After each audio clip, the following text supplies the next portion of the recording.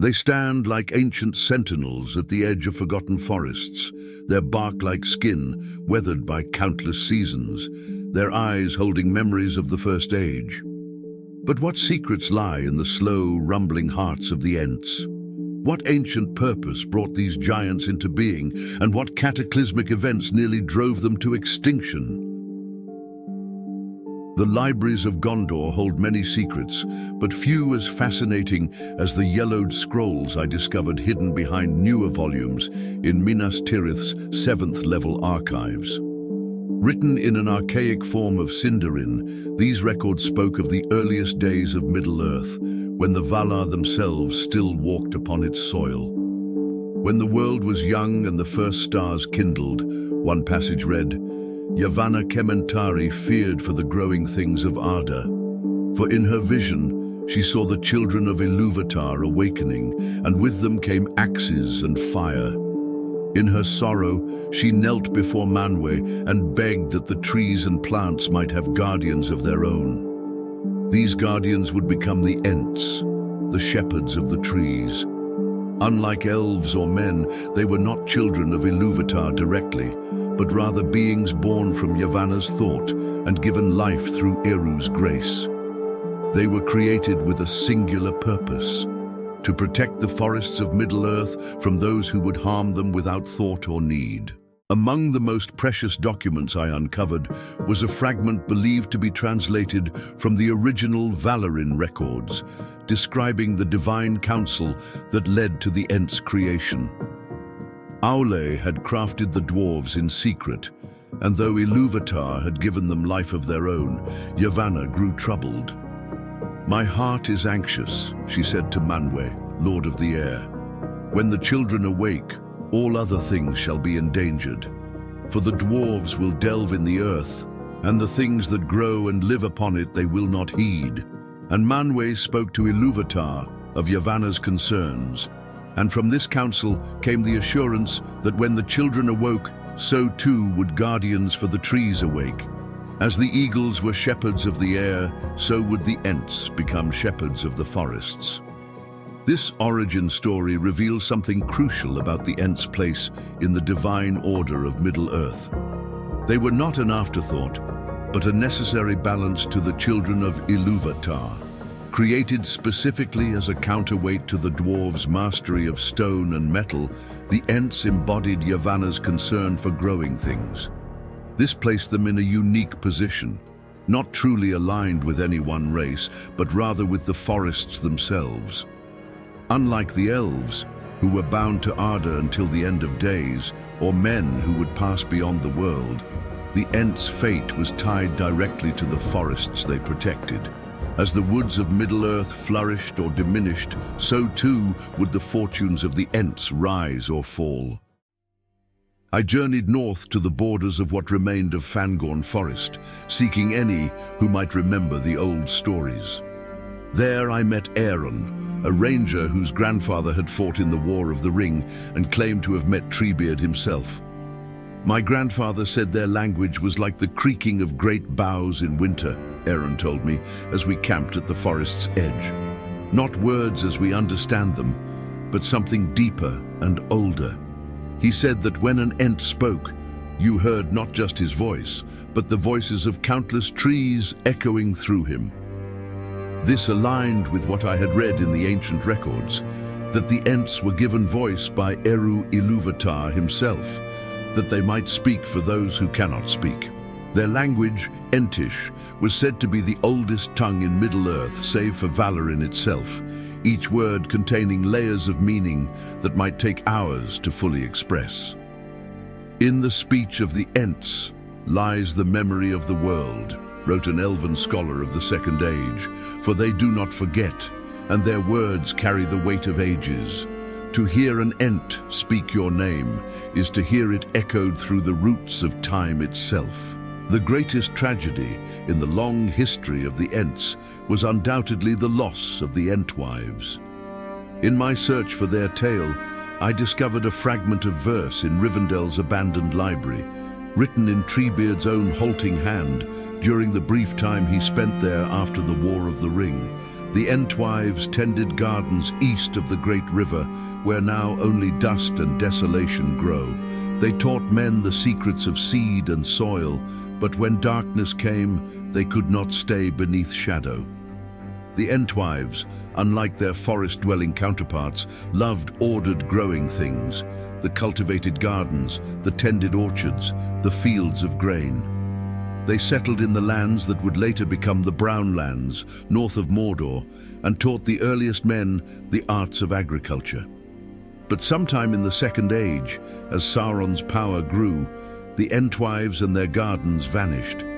Some records suggest they were destroyed in the wars that ravaged those lands. Others hint that they may have fled beyond known borders, perhaps even crossing the Blue Mountains to the furthest west. A trader from Dale once told me of strange movements seen in distant fields at dusk. Tall figures that might have been trees, had trees been known to walk with purpose. But such tales are common in the north, and none have been confirmed. You know that the power of the Ents extended beyond merely tending to trees. The mysterious Ent-draughts, which gave Merry and Pippin their remarkable growth during the War of the Ring, were but one manifestation of their ancient abilities. In an account written by Legolas Greenleaf before he sailed west, he described something far more profound. Treebeard showed me the deepest groves of Fangorn, where the eldest Huorns dwell. These were not mere trees, nor were they fully Ents, but something in between, trees awakened to consciousness by long companionship with the shepherds. Some, he whispered, remembered the First Age and could move with terrible purpose when roused to anger. I felt their awareness like a weight upon my mind, ancient and patient and utterly alien to the thought of elves or men. The Huorns represented something profound, the ability of the Ents to impart a measure of their consciousness to the trees themselves. This suggests that the boundary between Ent and tree was never as fixed as most scholars assumed. It raises questions about the very nature of consciousness in Middle-earth and about what other secrets might lie dormant in the eldest forests. In my journeys through what remains of the old forest near the Shire, I encountered a woodsman who claimed his grandmother had witnessed the moving trees during the War of the Ring. Her description revealed a crucial distinction often overlooked in common tellings. The Huorns moved like a dark tide through the valleys, she had told him, but they were not Ents, though Ents walked among them, guiding their wrath. The Huorns had eyes of a sort, knotholes that gleamed with a red light when their anger was roused.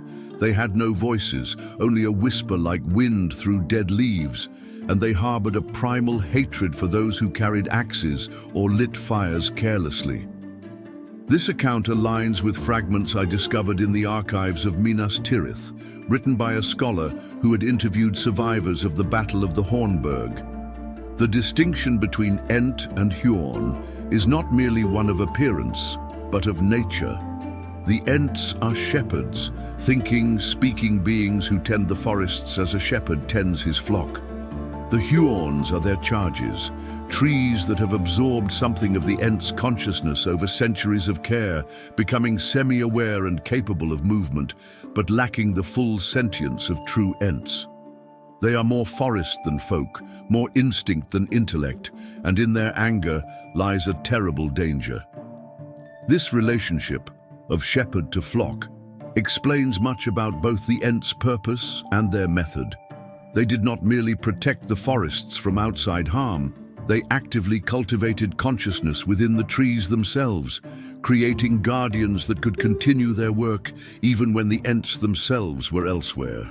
For millennia, the Ents retreated into the depths of their dwindling forests, becoming ever more tree-like, speaking less frequently, moving rarely.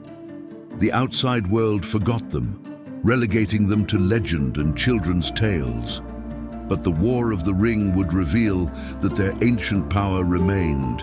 I found an account from a Rohirrim warrior who witnessed the aftermath of the Ents' march on Isengard.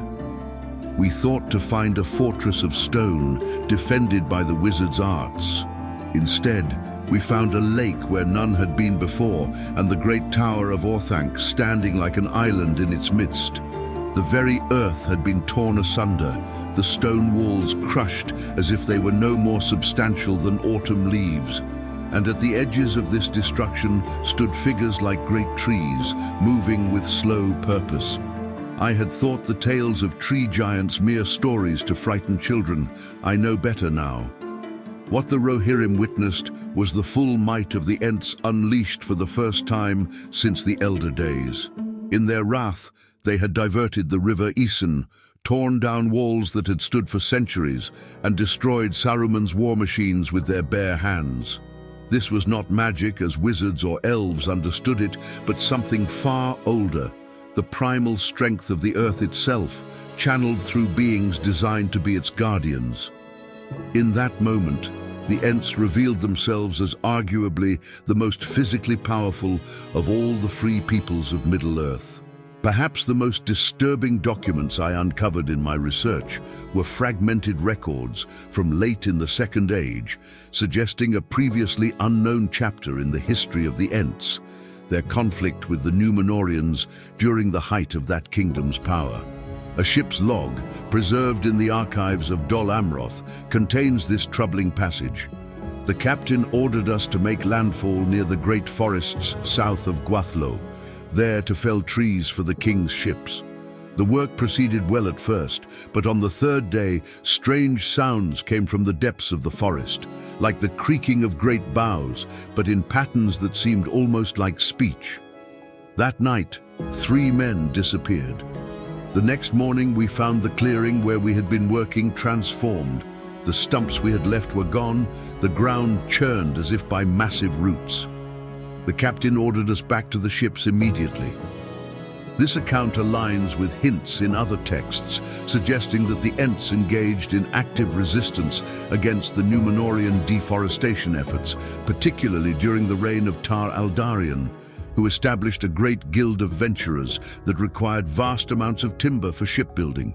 A Númenórean court record refers obliquely to losses in the northern timber operations and debates about whether to send armed guards to protect the logging camps. Another fragment mentions trees that walk in the darkness and forests that reclaim their own. These conflicts may explain much about the diminishing of the Ents, not just the loss of the Entwives, but a series of direct confrontations with the powerful kingdom of Númenor at the height of its strength. Against axe and fire and the organized might of men, even the Ents would have suffered grievous losses, perhaps explaining why so few remained by the Third Age. While Fangorn Forest is most commonly associated with the Ents in the Third Age, my research uncovered evidence that their dominion once extended far beyond those borders. A map I found in Elrond's abandoned study showed symbols resembling stylized trees scattered across regions now known as Mirkwood, Lorien, and even the Old Forest near the Shire. Beside this map were notes in Elrond's hand. The realms of the Onodrim once spanned from the western shores to the inland sea of Rhûn, their domains more vast than any kingdom of elves or men. But as the shadow grew and the forests retreated, so too did the shepherds withdraw, concentrating their dwindling numbers where the need was greatest. This suggests that Ents once maintained a presence in nearly every major forest of Middle-earth, retreating gradually as their numbers diminished and the wooded lands they protected were cleared for human habitation. Most intriguing was a passage in the journals of Radagast the Brown, discovered among the effects he left behind when he vanished in the early Fourth Age.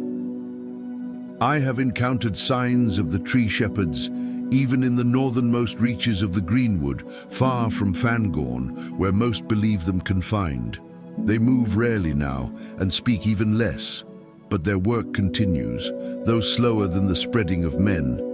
In the deepest groves, where even the elves rarely venture, I have heard their rumbling songs, passing secrets from root to root across hundreds of leagues.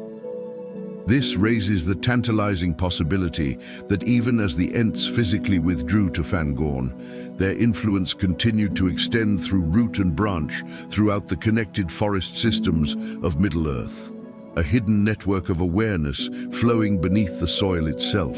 In my years of research into the creatures and races of Middle-earth, one aspect of the Ents stands apart from nearly all others: their singular originality. While elves, dwarves, dragons, and even wizards have analogues in various mythological traditions, the Ents appear to be entirely Tolkien's creation. I discovered a letter penned by the professor himself, in which he reflected on the genesis of these tree giants.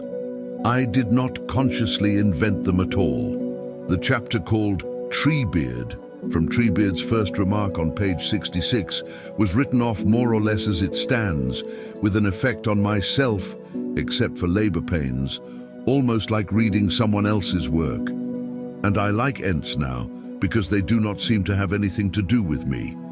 I dare say something had been going on in the unconscious for some time, and that accounts for my feeling throughout, especially when stuck, that I was not inventing but reporting imperfectly, and had at times to wait till what really happened came through. This remarkable confession suggests that the Ents emerged from some deep wellspring of Tolkien's imagination, not as a conscious borrowing or adaptation of existing myth, but as something that felt to their creator like a discovery rather than an invention. Perhaps this is why the Ents resonate so powerfully. They embody an archetypal concept, the spirit of the forest given form, that feels as if it should have always been part of our mythic lexicon, yet appears nowhere else in quite this form. They are simultaneously ancient and original, familiar and utterly unique. Yet for all their strength, the Ents were already fading when the Third Age drew to a close.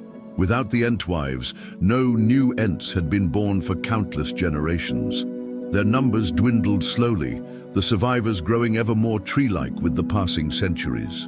In the Fourth Age, as the dominion of men spread across Middle-earth, the remaining Ents retreated deeper into the shrinking wilderness.